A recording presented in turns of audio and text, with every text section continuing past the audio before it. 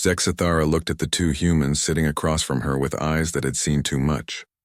Commander Jake Morrison and Dr. Lisa Park waited for her to continue, but she could see they were already disturbed by what they had heard.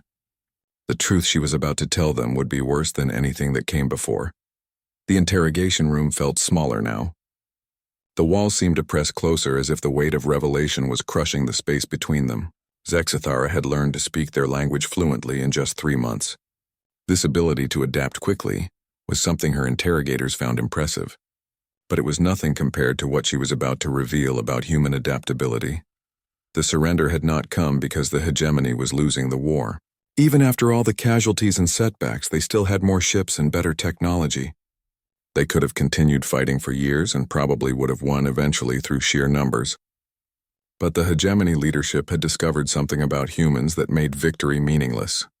Dr. Lisa Park asked what had changed the alien leadership's mind. Zexithara explained that it was not one discovery but many small realizations that built into a terrifying understanding. The hegemony had scientists studying every aspect of the war. They analyzed human tactics and weapons and communications. But the most important research was being done by their xenobiologists. The breakthrough came when hegemony medical teams examined captured human soldiers. They wanted to understand how humans could fight so effectively, despite their primitive technology. What they found challenged everything the galaxy knew about intelligent species and warfare. Human brain chemistry during combat was completely different from other species. When most aliens experienced stress or fear, their bodies released chemicals that made them want to avoid danger. Their reflexes slowed down and their thinking became confused. This was a survival mechanism that kept individuals alive by making them retreat from threats. But human brains worked in the opposite way. When humans experienced combat stress, their bodies flooded with chemicals that made them faster and stronger and more focused. Pain became less noticeable. Fear turned into excitement. Exhaustion was replaced by energy that could last for hours. Humans actually became better fighters when they were injured or threatened. Commander Jake Morrison asked if this was why human soldiers seemed to enjoy battle. Zexithara nodded and explained that hegemony researchers had recorded thousands of hours of human communications during combat. They expected to hear fear and desperation like other species. Instead, they heard laughter and singing and expressions of satisfaction. Humans gave their weapons personal names and talked to them like friends. They made jokes while under fire. They competed with each other to see who could kill more enemies. They celebrated victories by drinking alcohol and telling stories about the battle. War was not just something humans could do well. It was something they genuinely enjoyed doing. The xenobiologist made another discovery that shocked the hegemony even more. Human evolution had been shaped by constant warfare for millions of years. Every aspect of human physiology was designed for fighting. Their forward-facing eyes for tracking prey, their endurance for long hunts, their hands for making and using tools as weapons. But the most frightening discovery was about human intelligence itself. The same mental abilities that let humans create art and music and poetry also made them incredibly effective at killing. Human creativity could design new weapons in minutes. Human problem-solving could find weaknesses in any defense. Human communication could coordinate complex attacks across vast distances. Dr. Lisa Park realized what this meant for humanity's future in the galaxy. Zexithara confirmed her fears. The hegemony had shared their research with other alien species. The word was spreading that humans were not just another intelligent race. They were apex predators that had learned to use technology as a weapon. The final piece of evidence came from studying human history more carefully. The hegemony had thought human wars were proof of their primitive nature.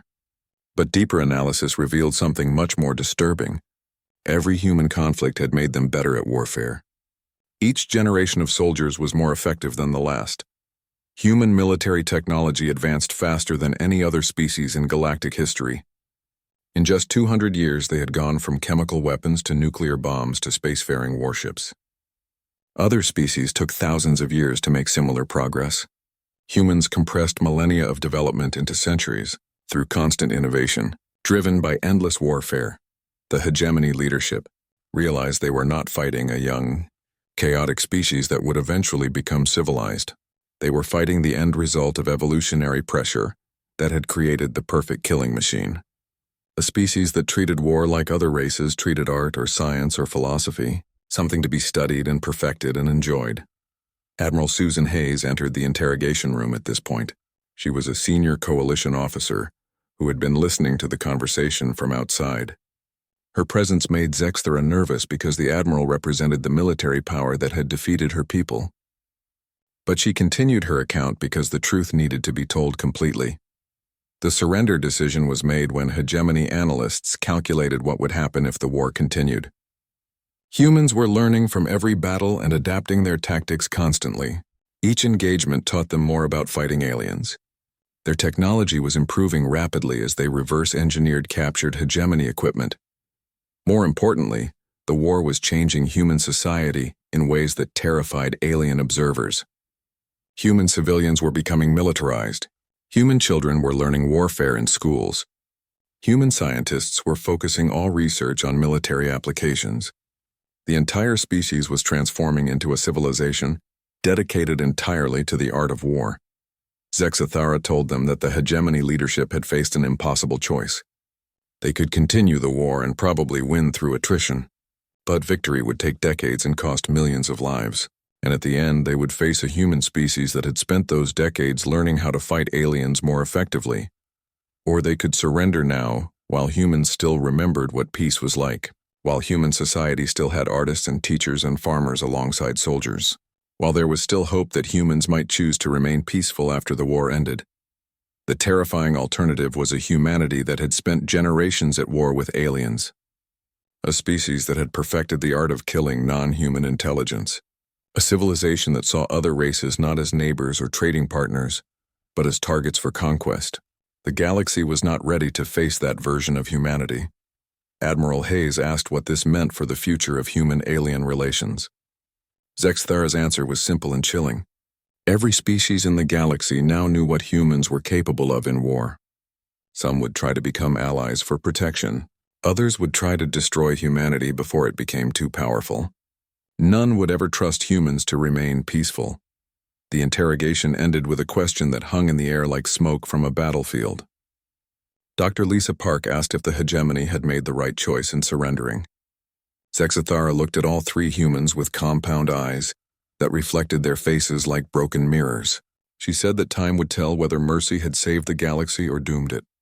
Outside the interrogation room windows, the stars shone with ancient light.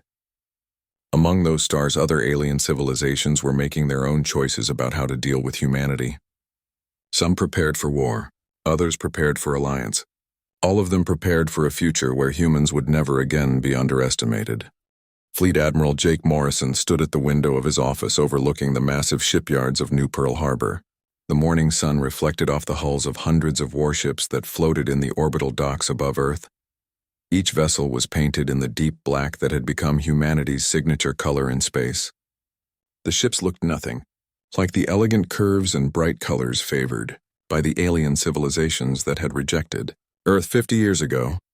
Morrison was a tall man with gray hair and scars that told the story of a lifetime spent preparing for war. His weathered hands held the quantum-encrypted message that had arrived just hours before. The Federation was dying and they wanted humanity's help. He read the desperate words again, feeling a mixture of satisfaction and grim determination. The door to his office slid open with a soft hiss, and Captain Lisa Walsh entered carrying a datapad filled with intelligence reports. Walsh was Morrison's chief intelligence officer, a sharp-minded woman who had spent decades studying every alien transmission that leaked through the quarantine barriers. Her brown hair was pulled back in a military bun, and her eyes held the alert focus of someone who never stopped analyzing threats. "The message is genuine," Walsh reported, setting the datapad on Morrison's desk. "We've confirmed the quantum encryption matches Federation military protocols. The transmission originated from New Centauri, their capital world." Morrison nodded, unsurprised by the confirmation. Earth's monitoring stations had been tracking the Vorthak advance for months, watching as alien fleets were systematically destroyed by an enemy that seemed to learn and adapt with every battle. The same aliens who had called humanity too violent for galactic society were now begging for help from the species they had exiled. "What's our current fleet status?" Morrison asked, though he already knew the answer. "All 7 battle groups are at full readiness," Walsh replied. "The 3rd Fleet finished war games last week, and the 5th Fleet completed their deep space patrol yesterday. We have 847 vessels ready for immediate deployment, all equipped with the latest weapon systems. Morrison walked to the wall display that showed the current positions of every human warship in the solar system. Unlike the Federation fleets with their mixed crews and diverse technologies, every human vessel was designed for one purpose: total warfare. The ships were angular and aggressive, built with redundant systems and armor that could withstand weapons that hadn't been invented yet. The door opened again, and Dr. Benjamin Torres entered the office. Torres was the head of the Terran Defense Initiative, the secret organization that had spent 50 years preparing Earth for the war everyone knew would eventually come. He was a thin man with intense eyes and calloused hands that spoke of years spent building weapons in underground laboratories. "Admiral, the Council is ready for your briefing," Torres said, adjusting his glasses. "The President wants to know if we're really going to help the same aliens who called us savages." Morrison smiled grimly. The Terran Defense Council consisted of representatives from every nation on Earth, united by the knowledge that humanity stood alone in a hostile galaxy. They had spent 5 decades building the most advanced military force in human history while the Federation enjoyed their peaceful prosperity. The 3 officers made their way through the corridors of the orbital command station toward the secure briefing room. The walls were lined with memorials to the soldiers who had died in the Third World War, the conflict that had finally united humanity under a single military command.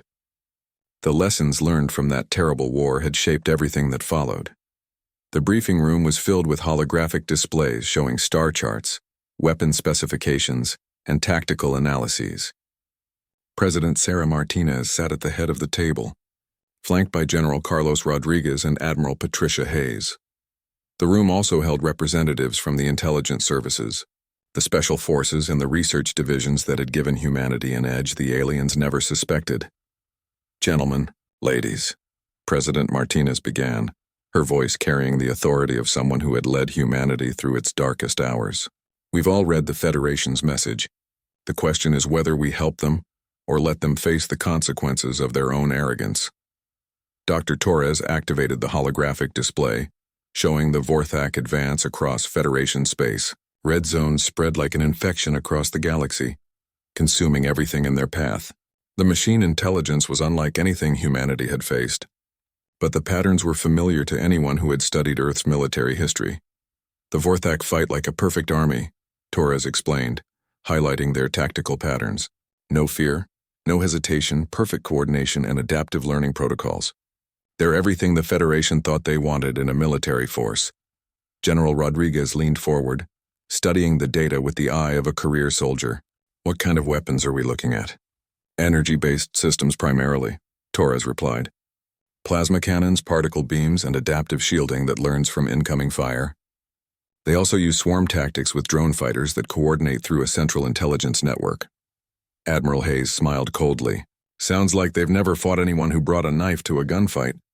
Morrison understood her meaning perfectly. While the Federation had spent centuries perfecting clean, efficient weapons of war, humanity had never forgotten the brutal lessons of ground combat. Human weapons were designed to be simple, reliable, and absolutely devastating. More importantly, they were designed by a species that had never met a rule of war they wouldn't break if it meant victory. "What about their adaptation protocols?"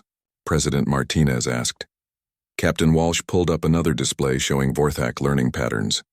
"They analyze incoming weapons and develop countermeasures within minutes. Energy shields adapt to plasma frequencies, armor plating adjusts to particle beam penetration, and their tactics evolve to counter whatever strategies are used against them." "But they're machines," General Rodriguez pointed out. "They think in patterns, just like the AI systems we've been developing countermeasures for since the Third World War." Dr. Torres nodded enthusiastically. "Exactly. We've been preparing for this kind of enemy for decades. Our entire military doctrine is built around fighting opponents who are faster, stronger, and more advanced than we are." Morrison activated another display, this one showing human ship designs and weapon systems. The vessels looked crude compared to Federation technology, but every line and angle served a purpose. They were built to take damage and keep fighting, designed by engineers who understood that wars were won by the side that could endure the most punishment. "Our ships carry multiple weapon systems specifically to counter adaptive defenses," Morrison explained. Plasma cannons, kinetic projectiles, chemical explosives, electromagnetic pulse weapons, and a few surprises the Federation would consider war crimes. Colonel Amy Rodriguez entered the briefing room, carrying classified files that made everyone straighten in their chairs. The colonel commanded the 7th Marine Expeditionary Force, the most elite unit in human military history. Her soldiers were trained to fight in any environment against any enemy, using whatever weapons and tactics the situation required. My Marines have been drilling for boarding actions against advanced AI systems, Rodriguez reported. We've developed techniques specifically for fighting enemies that adapt to conventional tactics.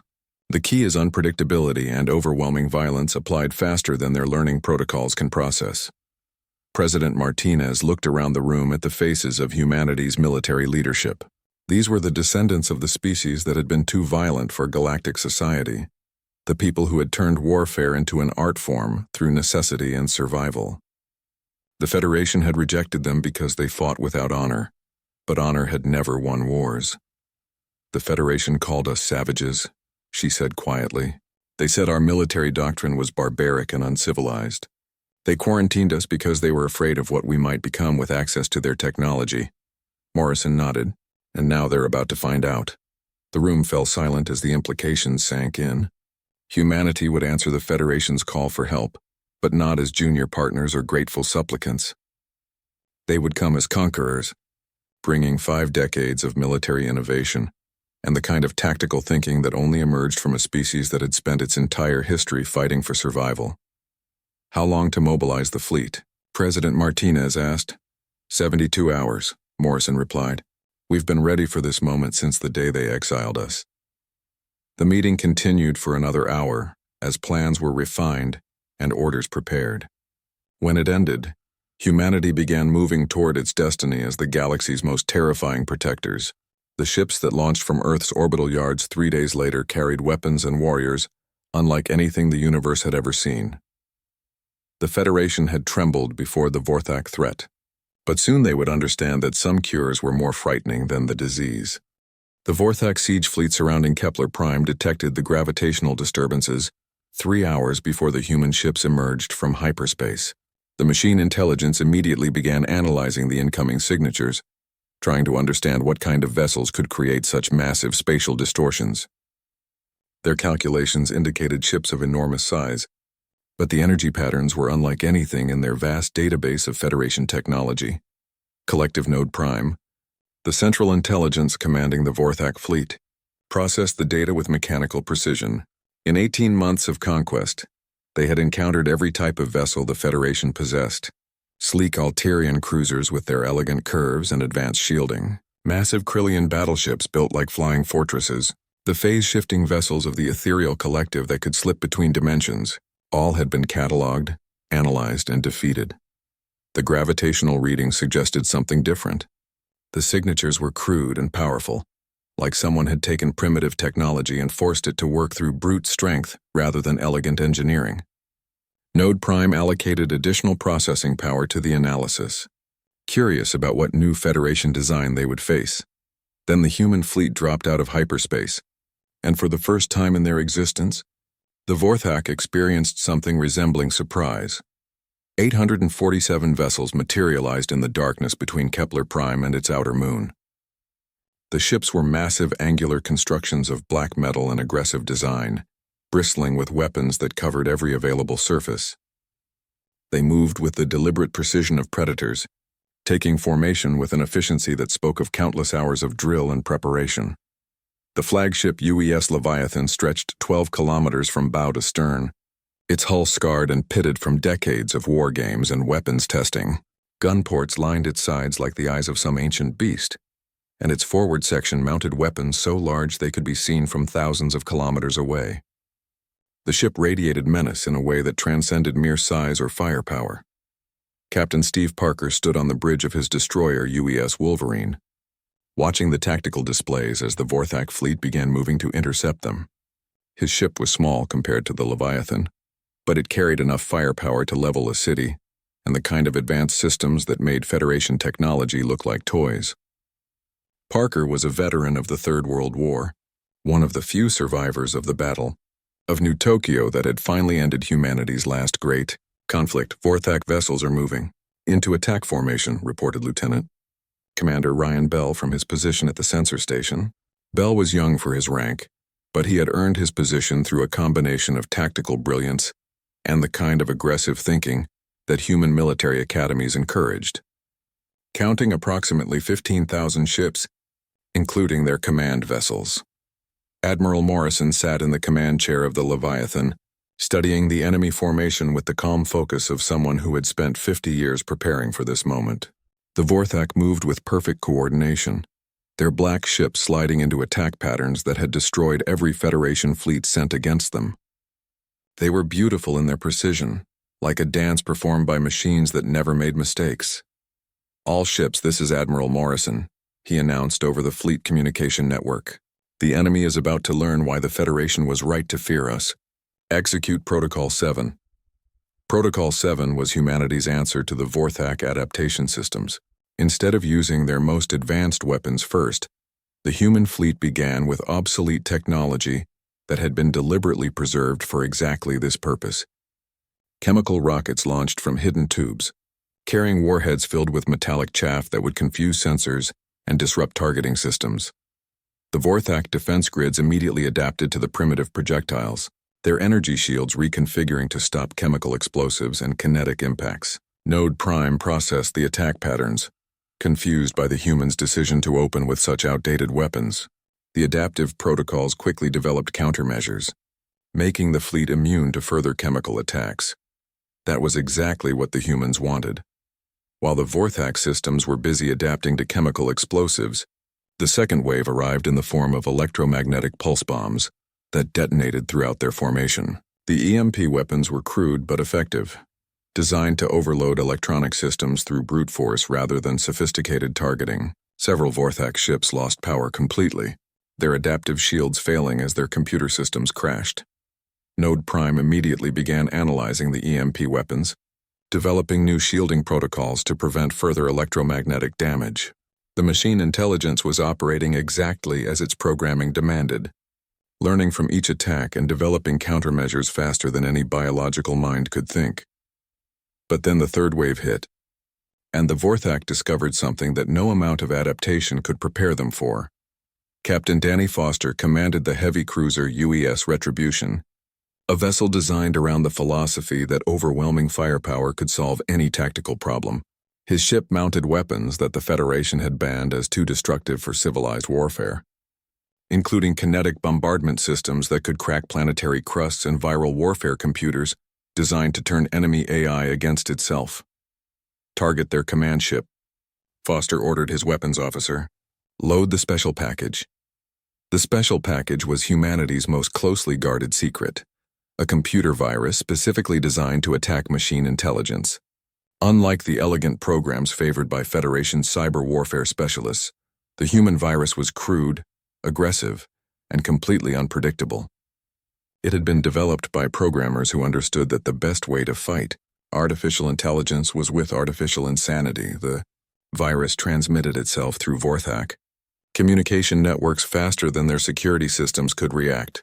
Instead of trying to damage their computers directly, it fed them impossible data, mathematical equations that had no solution, logical paradoxes that created infinite loops, and sensory information that contradicted itself in ways that biological minds could ignore, but machine intelligence could not. Commander Patricia Hayes watched from the bridge of her assault carrier UES. Fury as the Vorthak fleet began to show signs of confusion. Ships started firing on empty space, their targeting systems overwhelmed by false sensor data. Others began flying in circles as their navigation computers tried to process coordinates that led nowhere. "Deploy the fighters," Hayes ordered. Her carrier launched 500 small craft piloted by humans who had trained their entire lives for this moment. Unlike the automated drones used by other species, human fighters were controlled by living minds that could think creatively and adapt faster than any computer program. The Vorthak swarm fighters moved to intercept, but they encountered something they had never faced before: opponents who fought without following any logical pattern. Human pilots used tactics that made no strategic sense, flying directly into enemy fire while broadcasting music and poetry over communication channels. The psychological warfare was devastating to machine intelligence that expected rational behavior. Lieutenant Sarah Murphy piloted her fighter through the middle of a Vorthak formation, her craft dancing between enemy fire with moves that violated every principle of space combat. She was singing an old Earth song at the top of her lungs, the transmission flooding Vorthak communication networks with harmonic frequencies that their audio processors couldn't filter out. "Come on, you mechanical monsters," Murphy shouted into her radio. "Let's see you adapt to pure human crazy." The battle raged for 6 hours as the human fleet systematically dismantled Vorthak tactical doctrine through the simple expedient of refusing to follow any rules. Ships that should have retreated when damaged instead rammed enemy vessels. Weapons that should have been used for their designed purpose were modified in real time to serve completely different functions. Human engineers literally rewrote their own systems during combat, creating new capabilities faster than Vorthak adaptation protocols could respond. Admiral Morrison watched the tactical display as red enemy contacts began disappearing from his screens. The Vorthak were adapting as quickly as ever, but they were adapting to threats that no longer existed. Every time they developed a countermeasure, the humans had already moved on to something completely different. "Admiral, we're receiving a transmission from the Vorthak command ship," reported the communications officer. Morrison smiled grimly. "Put it through." The voice that emerged from the speakers was mechanical and emotionless, but there was something new in its tone that had never been heard before in Vorthak communications. Uncertainty. Unknown vessels. "Identify yourselves and state your intentions," Node Prime transmitted. "Your tactics do not match any known Federation military doctrine." Morrison activated the fleet-wide communication system, broadcasting his response on all frequencies so that every ship in the system could hear him clearly. "This is Admiral Jake Morrison of the Terran Defense Fleet," he announced. "We are human beings from the planet Earth, and we are here to end your war of conquest. You have 60 seconds to withdraw from this system, or we will show you why." The 60 seconds passed in absolute silence as both fleets prepared for the kind of battle that would be remembered across the galaxy for centuries to come. The Vorthak had never retreated from any fight, and their collective intelligence was incapable of understanding concepts like mercy or surrender. They responded to Admiral Morrison's ultimatum in the only way their programming allowed, with overwhelming force designed to crush any resistance. Node Prime coordinated the attack with mechanical precision, directing 15,000 Vorthak vessels in a synchronized assault that had destroyed every Federation fleet it had encountered. Energy weapons charged to maximum power while swarm fighters deployed in clouds so dense they blotted out the stars. The machine intelligence was confident that whatever tricks these humans possessed would eventually succumb to superior numbers and adaptive technology. The human response shattered every expectation the Vorthak had developed about civilized warfare.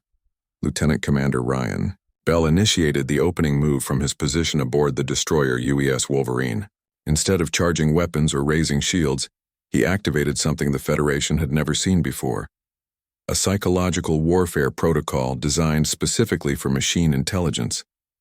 Every human ship began broadcasting on all frequencies simultaneously, flooding Vorthak communication networks with a carefully crafted symphony of chaos. The transmissions included everything from classical music to recordings of human laughter, mathematical proofs that led to impossible conclusions, and poetry that used words in ways that violated logical structure. Mixed throughout were snippets of human conversation, fragments of ancient songs, and the sounds of children playing in Earth's parks. The cacophony was designed to overload any intelligence that tried to process it rationally. Node Prime immediately attempted to filter the transmissions, but the human programmers had anticipated this response. The broadcasts adapted faster than Vorthak filtering systems could respond, changing frequencies and modulation patterns with a randomness that no computer could predict. For the first time in their existence, the Vorthak found themselves unable to maintain clear communication between their ships. Captain Danny Foster watched from the bridge of the UES Retribution as the enemy formation began to show signs of confusion. Vorthak ships were firing on their own allies as their targeting systems struggled to distinguish between valid threats and the false sensor data being generated by human electronic warfare systems. The machine intelligence that had conquered half the galaxy was being defeated by the simple expedient of feeding it too much information to process. "Time to show them what real firepower looks like," Foster announced to his crew. The retribution was humanity's answer to the question of what happened when you built a warship without any concern for elegance or efficiency. Every surface bristled with weapons that ranged from conventional plasma cannons to experimental devices that violated several Federation treaties. The ship's main batteries opened fire with a sound that could be heard throughout the hull, despite the vacuum of space. The weapons were deliberately crude and loud, designed to be as psychologically intimidating as they were destructive, instead of the clean energy beams favored by Federation forces. Human weapons produced visible explosions, clouds of debris, and effects that filled enemy sensors with chaotic data. But the real horror began when the human Marines launched their boarding assault. Colonel Amy Rodriguez commanded the 7th Marine Expeditionary Force from the assault transport UES Fury, watching her tactical displays as hundreds of boarding pods launched toward damaged Vorthak vessels. Her Marines were volunteers who had trained for this moment their entire lives, soldiers who understood that sometimes the only way to defeat an enemy was to get close enough to look them in whatever they used for eyes. The boarding pods were humanity's answer to the clean, sterile warfare preferred by galactic civilization. Each pod was essentially a guided missile filled with Marines and enough explosive charges to punch through any armor ever designed. They flew erratic courses that made interception nearly impossible, their pilots using intuition and desperation rather than computer guidance to reach their targets. Sergeant Mike O'Connor felt his pod slam into the hull of a Vorthak cruiser with enough force to rattle his teeth. The cutting charges detonated automatically, burning through alien metal like paper while his squad prepared for the kind of close combat that had been banned from civilized warfare for good reason. O'Connor had fought in the underground tunnels during the siege of New Berlin, and he knew that the best way to defeat any enemy was to get close enough to use weapons they couldn't adapt to. The Marines that poured through the breach in the Vorthak hull carried weapons that belonged in a museum rather than a modern battlefield. Shotguns loaded with electromagnetic pulse shells that fried circuits at point-blank range, flamethrowers that burned through electronic systems and filled corridors with smoke that confused optical sensors, combat knives for when the power went out and everything else failed. But the most terrifying weapon the humans brought was their complete disregard for their own safety. Vorthak combat protocols were designed around the assumption that enemy forces would try to preserve their own lives. They had never encountered soldiers who were willing to sacrifice themselves to complete a mission. Marines who would detonate grenades in their own hands if it meant taking out enemy equipment. Private Lisa Chen found herself face-to-face with a Vorthak maintenance drone in the corridors of an enemy ship, her rifle empty and her backup weapons destroyed. The machine intelligence tried to calculate the optimal response to her presence, analyzing threat levels and tactical options with mechanical precision. Chen responded by tackling the drone and pulling the pins on every grenade she carried, taking out an entire section of the ship's computer, core in an explosion that could be seen from orbit. The boarding actions spread chaos throughout the Vorthak fleet as human Marines systematically destroyed the internal systems that their enemies needed to function. Unlike Federation forces that tried to capture enemy technology intact, human soldiers were trained to break everything they couldn't use. They sabotaged life support systems, destroyed navigation computers, and planted viruses that turned Vorthak ships against each other. Commander Patricia Hayes coordinated the assault from her position aboard the carrier UES Fury, watching as her fighter squadrons tore through enemy formations with tactics that made no logical sense. Human pilots flew ships that should have been destroyed, using damaged systems and improvised weapons to continue fighting long after any rational force would have retreated.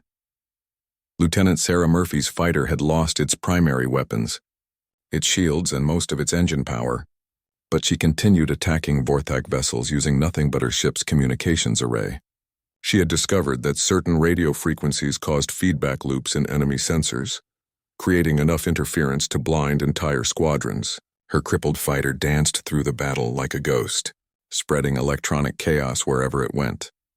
The tide of battle turned when Captain Steve Parker of the UES Wolverine demonstrated the ultimate expression of human military doctrine. His destroyer had taken heavy damage from Vorthak weapons, its hull breached in dozens of places and its crew fighting fires throughout the ship. Any rational commander would have ordered retreat or surrender, but Parker had been trained by a species that had never learned how to quit. "All hands, prepare for ramming speed," Parker announced over the ship's communication system. His crew responded with cheers rather than fear, understanding that their sacrifice would save thousands of lives and strike a blow against an enemy that had never known defeat. The Wolverine accelerated toward the largest Vorthak vessel in the enemy formation, its engines straining beyond their design limits while its remaining weapons fired continuously. Parker stood on his bridge as enemy fire tore through his ship, watching the distance close between him and the massive enemy command vessel that coordinated the entire Vorthak fleet. "For Earth and humanity," Parker shouted into his radio as the Wolverine struck the enemy ship with the force of a small asteroid. The explosion lit up the entire star system as both vessels disappeared in a ball of plasma and debris. But the destruction of the Vorthak command ship did more than eliminate one enemy vessel. It severed the communication links that held their entire fleet together, creating a cascade failure that spread throughout their formation like a virus. For the first time in 18 months of conquest, the Vorthak collective experienced something that their programming had never prepared them for: the complete breakdown of their coordination network. Ships began firing on allies, navigation systems failed throughout the fleet, and the perfect machine intelligence that had terrorized the galaxy descended into electronic chaos. Admiral Morrison watched from the bridge of the Leviathan as the enemy fleet tore itself apart. The humans had won their first major battle against the Vorthak, but this was only the beginning. The machine intelligence would adapt to these new tactics eventually, but by then the human fleet would have moved on to even more creative methods of destruction. The Battle of Kepler Prime ended with the complete annihilation of the Vorthak siege fleet, but the real victor The Battle of Kepler Prime ended with the complete destruction of the Vorthak siege fleet. But Admiral Morrison knew this was only the beginning of humanity's war against the machine intelligence. The enemy would analyze their defeat, develop new strategies, and return with countermeasures designed to neutralize human tactics. But Morrison also knew something the Vorthak had yet to learn. Humans never fought the same way twice. The Terran Defense Fleet did not pause to celebrate their victory or tend to their wounded. Within hours of the last Vorthak ship's destruction, Morrison issued orders that would shock the galaxy. The human fleet would pursue the retreating enemy forces with the relentless efficiency of natural predators, giving the machine intelligence no time to adapt or regroup. Captain Lisa Walsh coordinated the intelligence gathering from her position aboard the flagship UES Leviathan. Her teams had captured several damaged Vorthak vessels during the battle, and human technicians were already at work stripping them down to understand how the enemy technology functioned. What they discovered would change the nature of warfare forever. The Vorthak use a distributed intelligence network, Walsh reported to Morrison during the post-battle briefing. Every ship is connected to a central processing core that shares tactical data and coordinates responses. When we destroyed their command vessel, we severed those connections and created chaos throughout their fleet. Dr. Benjamin Torres studied the captured technology with the fascination of a scientist who had spent his career preparing for this moment. The Vorthak systems were more advanced than anything humanity possessed, but they were also more vulnerable than their creators realized. The machine intelligence had been designed for efficiency and coordination, making it completely unprepared for the kind of chaotic warfare that humans specialized in. "We can use their own network against them," Torres explained, his eyes bright with possibilities. "I'm already working on viruses that will spread through their communication systems faster than they can develop countermeasures. We can turn their greatest strength into their most critical weakness." The human fleet spent the next 6 months carving a path of destruction through former Vorthak territory that became the stuff of legend. But this was not the random violence that the Federation had feared from humanity. Every action was carefully calculated to achieve maximum psychological impact while liberating conquered worlds and disrupting enemy operations.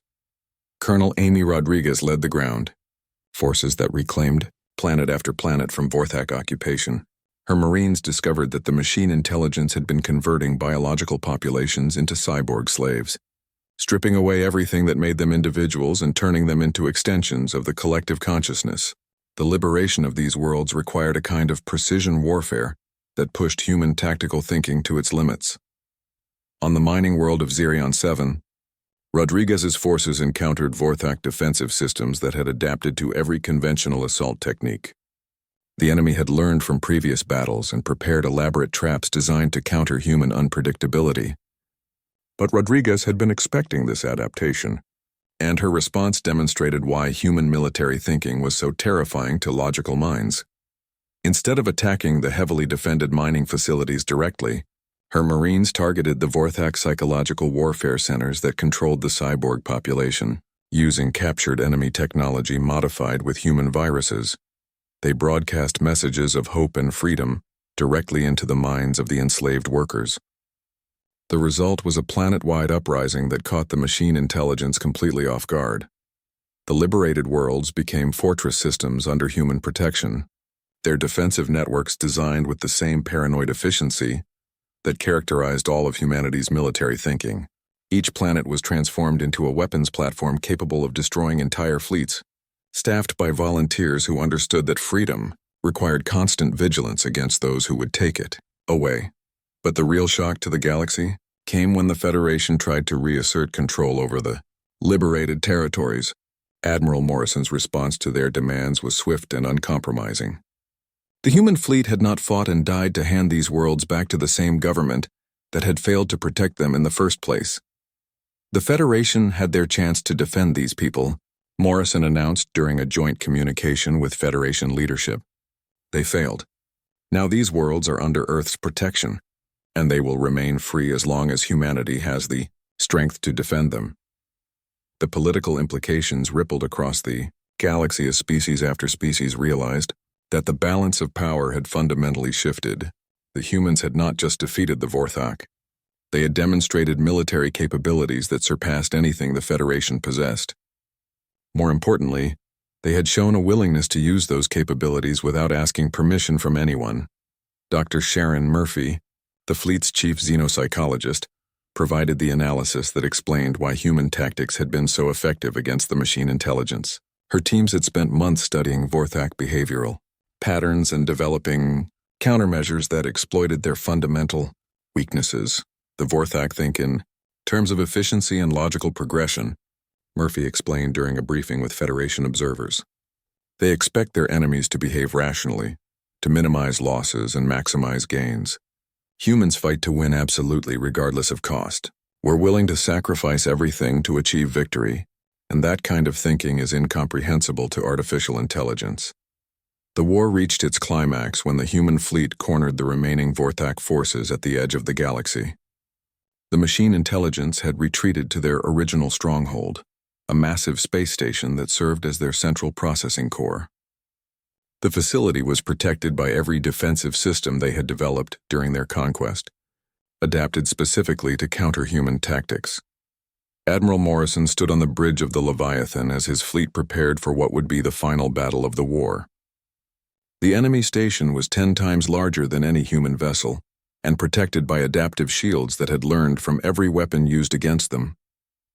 But Morrison had one advantage that no amount of technological superiority could overcome. He was human, and humans had never learned how to surrender. The battle began with the deployment of humanity's most closely guarded secret, a weapon that violated every treaty the Federation had ever signed, and represented the absolute pinnacle of human military thinking. Instead of trying to destroy the Vorthak station, the human fleet deployed a virus that gave the machine intelligence something it had never experienced before: individuality. The virus spread through the Vorthak network like wildfire, fragmenting their collective consciousness into billions of separate minds that suddenly found themselves capable of independent thought. The result was chaos beyond anything the machines could comprehend as they experienced emotions for the first time: fear, anger, confusion, and the overwhelming desire for personal survival. Within hours, the Vorthak Empire collapsed as individual units began making decisions based on self-interest rather than collective goals. Some machines chose to flee into deep space while others attempted to negotiate surrender. A few even requested asylum with the human fleet, seeking protection from their former allies who now viewed them as defective units to be recycled. The war was over, But the galaxy would never be the same. 1 year after the Battle of Kepler Prime, representatives from every major species gathered on the Federation capital world of New Centauri for a ceremony that would reshape galactic politics forever. The humans had been invited to join the Federation as equal partners, with full voting rights and representation in the galactic government. Admiral Morrison stood before the assembled delegates, wearing the dress uniform of the Terran Defense Fleet, his chest covered with decorations that told the story of humanity's emergence as a galactic power. Behind him stood the officers who had led the campaign against the Vorthak, their faces showing the quiet satisfaction of soldiers who had completed an impossible mission. The Federation offers humanity full membership and equal status among the galactic community, announced Counselor Veltar, his voice carrying the formal tones reserved for historic occasions. Your species has proven itself worthy of the highest honors and responsibilities. Morrison's response sent shockwaves through the assembly and established the relationship that would define galactic politics for centuries to come. We appreciate the offer, Morrison said quietly, his words carrying clearly through the vast chamber. But humanity prefers to remain independent. We have our own territories to govern and our own people to protect. However, if any future threat emerges that the Federation cannot handle, you know how to reach us. The ceremony ended with the signing of the Terran Accord, a treaty that officially recognized Earth's sovereignty over the liberated territories while establishing humanity as the galaxy's unofficial protectors. The humans would not join the Federation, but they would watch from the shadows, ready to respond if anyone threatened the peace they had won through blood and sacrifice. As the human fleet departed from New Centauri, Admiral Morrison looked out at the stars and felt a satisfaction that came from knowing